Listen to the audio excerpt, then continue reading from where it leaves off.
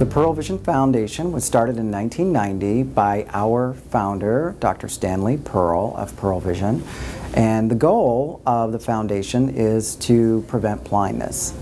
And since 1990, we have been able to donate over $3.5 million for these purposes. And they do get involved in various sorts of things, different types of eye disorders. One of the areas in the local area that we deal with is the Stand Down. Stand Down is an annual event held here in the Chicagoland area, and our associates at Pearle, Bolingbrook, Crystal Lake, Crest Hill, and in Glendale, Wisconsin get personally involved.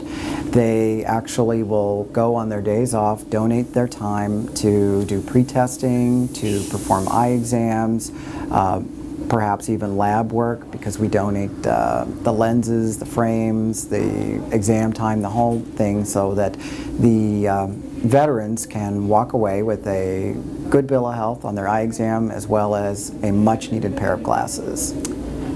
I think what is important about the Pearle Foundation is that it engages all of the Pearle Vision family internationally. So with that group interaction, we're able to really raise some money, raise awareness for blindness, and solve some problems. One site is a program sponsored by Luxottica, Luxottica being the world's largest manufacturer and designer of optical frames. Luxottica owns LensCrafters, Pearle, and a number of other large optical chains. Every year they sponsor 20 international missions, so every year there are 22-week missions going on in some part of the world. And every week during the school year from September through June, there is a children's clinic going on somewhere in the United States. One site is a foundation whose goal is to provide glasses to folks who provide eye care, including glasses, free eye care, and free glasses to those who would otherwise not have them. Recently the number was, they've served 8 million people. They really keep a close count of how many folks have gone through the program, and they're at 8 million at the moment. But all the glasses on international missions are all recycled glasses, so each of our stores, Pearle, LensCrafters, and other stores, and Lions Club, we recycle glasses. Those glasses are sent on missions. On international missions, routinely we see about 25,000 people on international missions, 40,000 pairs of glasses, carefully inventoried, go along on the missions. In the United States, all the glasses provided for the children are all new glasses. In fact, now they're being made on site. They're being made that day for the children. So one site's goal is to provide eye care and free glasses to those folks who would probably never be examined otherwise. Beginning in '07, the end of '07, one site expanded and included a surgical team as well. A group called Vision Outreach International has now combined with one site, and surgeries are done on site as well now, as well as providing glasses. So this is an entirely new program, and now 4 clinics have been done this way with the surgeons. Anyone who needs medical eye care then immediately sees the ophthalmologist, and if they need cataract surgery, and many do, they have the cataract surgery the next morning.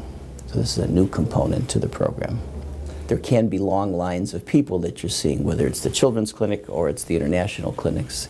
And there's always one or two, or always a person or 2 or 3 that really stands out. It's a person that you remember.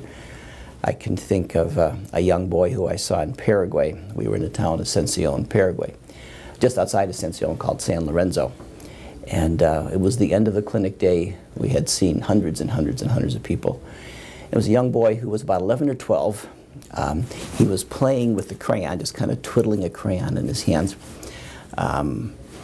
Obviously, he was having difficulty seeing. The mom happened to have some papers with her from the local hospital saying that he had a pretty serious eye problem, and just could we do anything for him.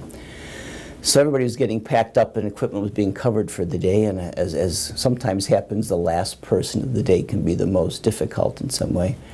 And then you say to yourself, if I don't do this, this is the last stop for this person probably. And the young boy had an extremely high prescription, a very, very high prescription. we went over to our inventory of glasses, got him a pair of extremely good-looking glasses, put him on the young boy, and his attitude changed. I can't say he saw very, very clearly because he didn't, but he saw much better than he did while he was standing there twirling the crayon.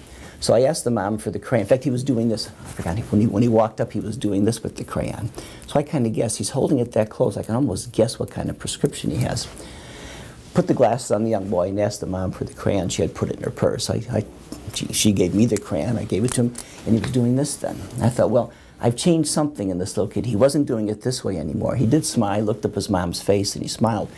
I'm sure he didn't see her clearly, but he saw her better than he had prior to walking in the clinic. And there's incidents like that afterwards. I remember in the San Diego Children's Clinic, again, the last person in clinic, everybody's covered equipment, everybody's done for the day. A little Downs young girl came in, and I thought, well, let me go ahead. We've got, we have to see this young girl. And she, again, had an extremely high prescription. I don't know if she hadn't been seen before, had lost her glasses, but she needed them pretty badly. Again, it sometimes seems at the end of the day, when you're just about ready to go, comes the one case that you have to spend the extra time with. And there was a 2-year-old girl we saw yesterday, a cross-eyed young girl, who had been to see another eye doctor who said she probably will need glasses someday. Well, the day was yesterday. Very, very, very high prescription, and it was fun to see her response when we put some glasses on her, and how her eyes straightened, notably, when we put the glasses on her.